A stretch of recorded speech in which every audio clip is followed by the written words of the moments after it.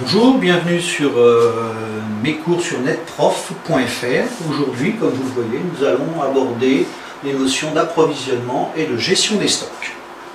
Alors, l'approvisionnement est un élément clé pour toute entreprise, puisque ça va permettre la bonne marche de celle-ci. Un bon approvisionnement va permettre une bonne production et bien entendu une bonne commercialisation. Alors, avant de penser à gérer les stocks, l'entreprise doit assurer un approvisionnement de qualité. Alors, cet approvisionnement peut être le fait d'un service spécialisé, le service achat, mais il peut aussi l'être par le service logistique, qui lui va s'occuper de gérer les stocks et le transport. Alors, la politique d'achat de l'entreprise va tendre donc vers trois objectifs principaux.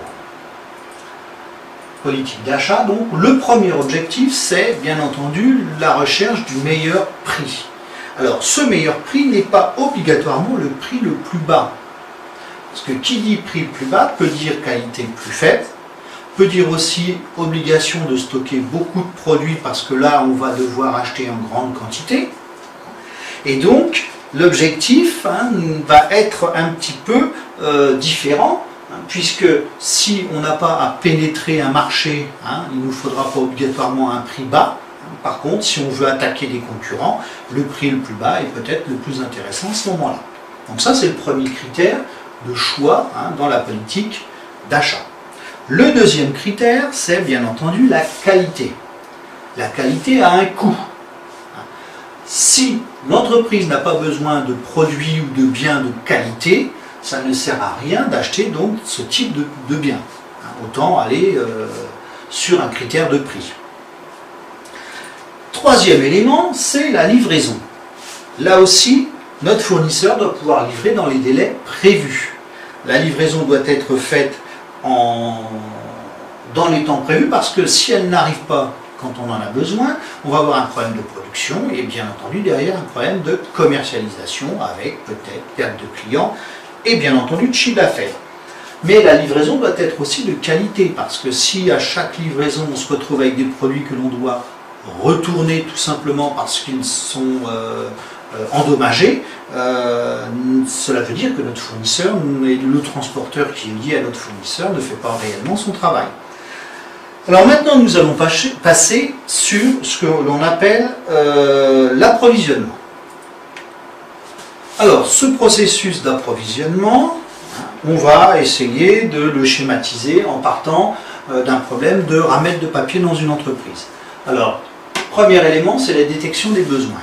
Le service administratif, par exemple, a déterminé qu'il avait besoin de ramettes de papier. Donc, pour cela, ils vont faire une demande d'achat en indiquant les quantités désirées, le prix, pourquoi pas le délai de livraison, savoir si c'est une commande urgente ou non urgente. À partir de là, l'entreprise va rechercher le fournisseur. Alors, soit elle dispose déjà d'un certain nombre de fournisseurs habituels, et là, la commande se fera informatiquement sans problème, soit elle désire chercher un nouveau fournisseur, et pour cela, on va avoir affaire à des appels d'offres ou des demandes de devis. Alors, une fois les demandes de devis, les devis récupérés ou les appels d'offres récupérés, il va falloir donc choisir ce fournisseur, le meilleur fournisseur. Et pour cela, l'entreprise va déterminer trois principaux critères. Le premier, c'est le critère financier, bien entendu. Le prix qui sera le plus intéressant, souvent le plus bas pour nos ramettes de papier. Après, un critère technique. La qualité du papier, si le prix est bas, est-ce que la qualité suit ou est-ce que la qualité est correcte, les délais de livraison, les conformités à ce que l'on envisage, est-ce qu'on veut du papier recyclé ou non recyclé, etc. Et le dernier élément qui peut intervenir, c'est le critère géographique. L'entreprise peut désirer du papier fabriqué en Europe, en France, ou du papier là aussi recyclé, comme j'en ai parlé juste au-dessus. Parce que là, on est entre le technique et le géographique. Alors, une fois que l'on a sélectionné ce fournisseur, on va pouvoir passer notre première commande. Alors, la commande, je le rappelle, c'est un contrat qui va entraîner des obligations entre un vendeur et un acheteur. Le vendeur, lui, va s'obliger à livrer la marchandise et l'acheteur à la payer. En droit, ça s'appelle un contrat synallagmatique. Alors, la commande portera, une fois qu'elle est faite, sur nos ramettes de papier. Une fois que cette commande a été envoyée, il va falloir faire un suivi de commande. Alors ce suivi de commande va être listé avec 3 éléments que l'on va retrouver régulièrement, c'est-à-dire le respect des délais.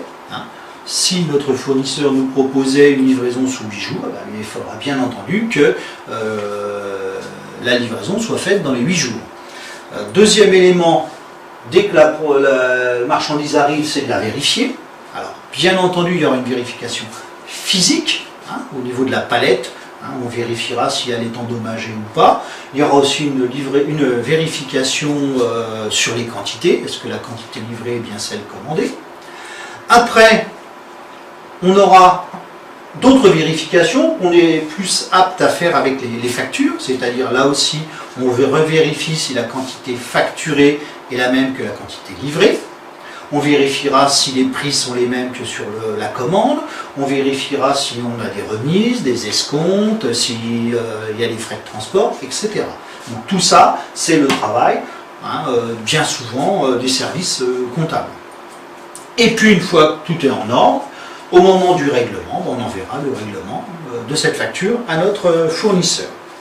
Alors ce processus de sélection d'un fournisseur, bien entendu, beaucoup d'entreprises, une fois que la commande est passée, vont l'informatiser.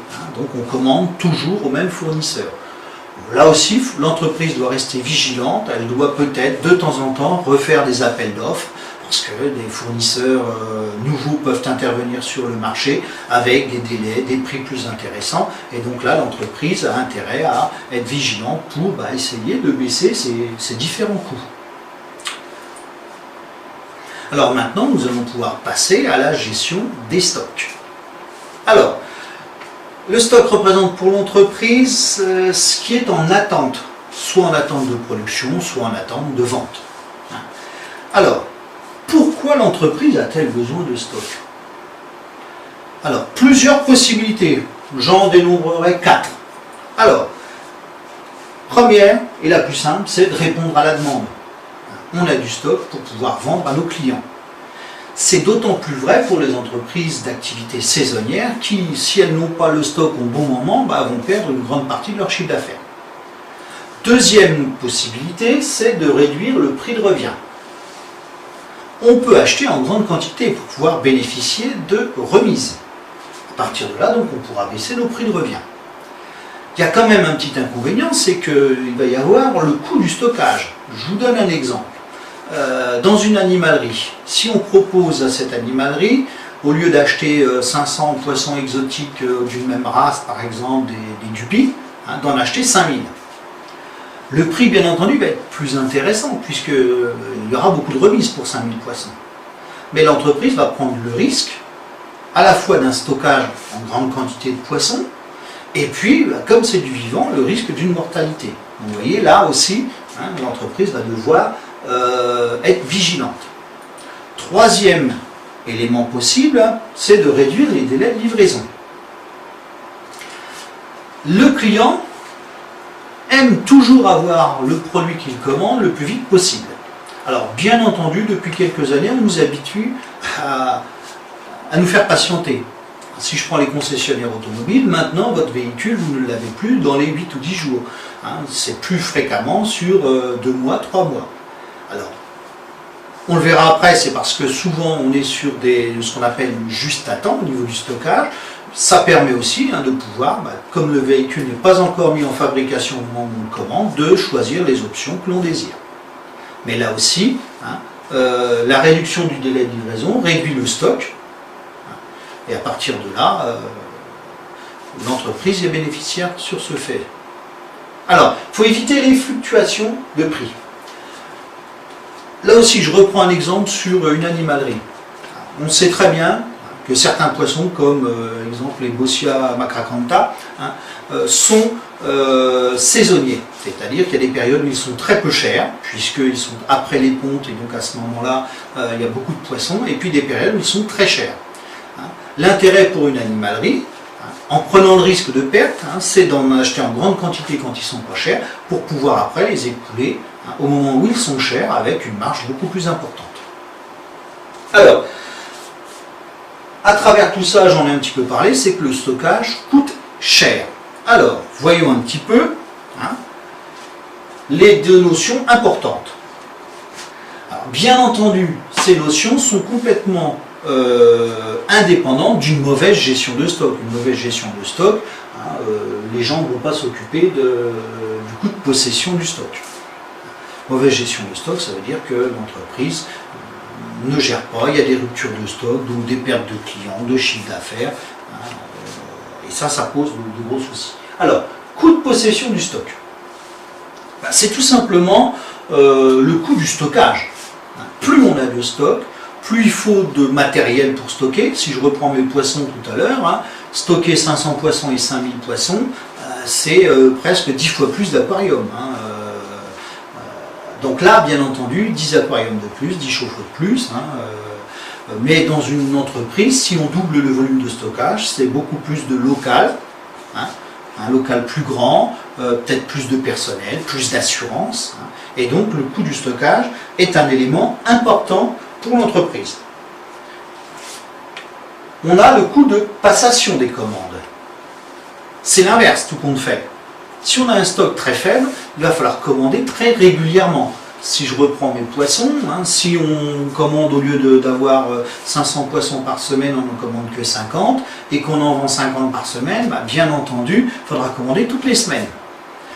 Ce qui veut dire que dans le coût de passation, on va intégrer le coût de la personne qui va passer la commande, des appels téléphoniques, des frais de transport si on n'atteint pas le franco de port, puisqu'en commandant en petite quantité, on est loin d'avoir du transport gratuit. On va louper toutes les remises possibles, donc là aussi ça a un coût, l'entreprise va devoir le chiffrer. Alors ce coût de stockage peut être optimisé, on va le voir, par des techniques qui sont apparues il y a quelques années, par exemple le juste à temps, le stock zéro, qui consiste bien entendu à ne commander que le renouvellement de ce que l'on a consommé. Alors pour la gestion des stocks, nous allons voir une notion de plus en plus fréquente dans les entreprises qui est le juste à temps, le stock zéro, le flux tendu. Donc gestion des stocks, voilà nos éléments. Alors cette méthode a été mise au point par Toyota. Ça a pour but simplement de livrer ou de produire que ce que l'entreprise a besoin quand elle en a besoin. Alors ça conduit à produire tout compte fait ce que le client a besoin. L'entreprise dans ce cas-là doit avoir un temps de réaction rapide, c'est-à-dire un cycle de production court et souvent produire en petite quantité. L'intérêt, c'est que, vous voyez, produire et livrer chaque client le bon produit au bon moment, au moindre coût. Pourquoi le moindre coût? Parce que lorsque le juste à temps est bien organisé, ça permet de réduire les coûts de 10 à 25%. Mais, parce que bien entendu, il y a un risque, c'est qu'il faut être hyper coordonné avec ses fournisseurs. La moindre rupture de délai ou de stock va entraîner un arrêt de la production. Bien souvent, les entreprises qui fonctionnent avec ce juste à temps, comme beaucoup d'autres entreprises de toute façon, ont ce que l'on appelle un stock de sécurité qui est là pour garantir la production en cas de grève, de retard de livraison, d'intempéries, comme on a déjà vu bien souvent. Donc si je termine, le client qui va déclencher sa commande, et on produit en fonction des commandes du client. Voilà, j'en ai terminé avec ce cours sur l'approvisionnement et la gestion des stocks. À bientôt.